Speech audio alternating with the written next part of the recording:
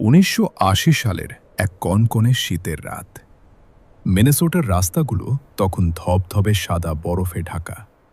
১৯ বছরের এক তরুণী জিন হিলিয়ার্ড তার পুরনো গাড়িতে করে বাড়ি ফিরছিলেন, কিন্তু মাঝপথে হঠাৎই তার গাড়িটি নিয়ন্ত্রণ হারিয়ে রাস্তার ধারের একটি গর্তে আছড়ে পড়ে।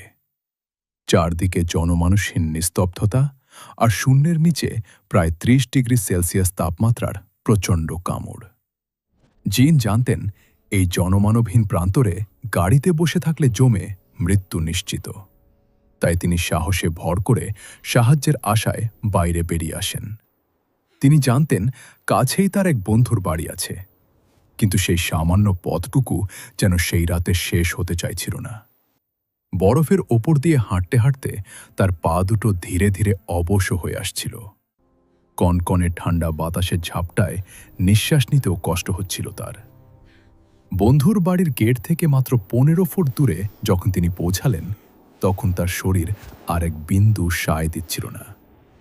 প্রচণ্ড ক্লান্তিতে আর শীতের তীব্রতায় তিনি তুষারের ওপর লুটিয়ে পড়লেন। সারা রাত ধরে তুষারপাত চলল, আর বরফ তার সারা দেহকে ঢেকে দিল। প্রকৃতি যেন সেই রাতে তাকে জীবন্ত কবর দিয়ে দিল। পরের দিন সকালে তার বন্ধু ওয়েলি নেলসন দরজা খুলে যা দেখলেন তা ছিল কোনো ভয়ঙ্কর দুঃস্বপ্নের মতো। জিনের শরীরটা তখন তুষারের স্তূপের নিচে জমানো এক টুকরো বরফের মতো পড়ে আছে। তার চোখ দুটো খোলা ছিল, কিন্তু সেই চোখের মণি একদম স্থির, কোনো নড়াচড়া নেই। ওয়েলি প্রথমে ভেবেছিলেন জিন আর বেঁচে নেই। তিনি অত্যন্ত শোকার্ত অবস্থায় তার দেহটি তুলে গাড়িতে রাখার চেষ্টা করলেন, কিন্তু জিনের পুরো শরীরটা ছিল একদম সোজা আর পাথরের মতো শক্ত। কোনোভাবেই তার হাত বা পা ভাঁজ করা যাচ্ছিল না। তাকে দ্রুত স্থানীয় হাসপাতালে নিয়ে যাওয়া হলো। হাসপাতালের ডাক্তাররা জিনের অবস্থা দেখে পুরোপুরি স্তব্ধ হয়ে গেলেন। তার গায়ের চামড়া এতটাই শক্ত হয়ে গিয়েছিল যে নার্সরা ইঞ্জেকশনের সুই ঢুকাতে পারছিলেন না। সুইগুলো জিনের চামড়ায় লেগে বারবার পেকে যাচ্ছিল।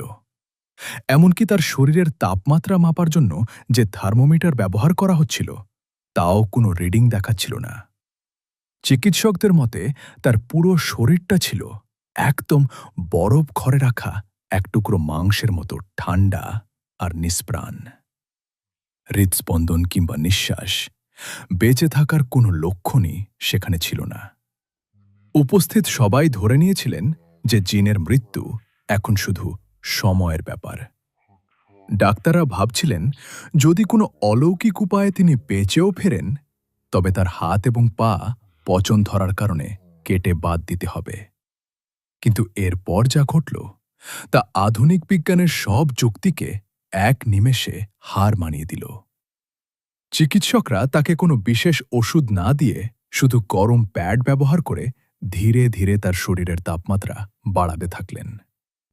কয়েক ঘন্টা পার হওয়ার পর অলৌকিকভাবে জিনের শরীর আবার নরম হতে শুরু করল। দুপুরের দিকে তিনি হঠাৎই হালকাভাবে চোখ মেলে তাকালেন এবং খুব ক্ষীণ স্বরে পানি খেতে চাইলেন।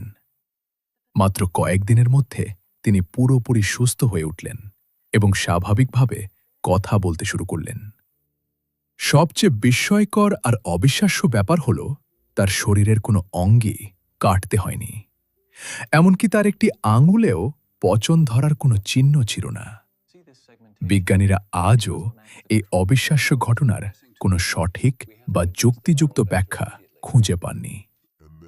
মানুষের শরীর কিভাবে এত প্রবল ঠান্ডায় জমে গিয়েও আবার সম্পূর্ণ সচল হতে পারে, তা এখনও এক অমীমাংসিত রহস্য।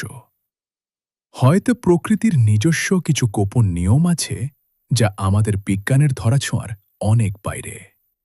জিনের এই ফিরে আসা আমাদের মনে করিয়ে দেয় যে জীবন আর মৃত্যুর সেই আবছা সীমানায় মাঝে মধ্যে এমন কিছু ঘটে যায় যা কেবল মিরাকল ছাড়া আর কিছুই নয়।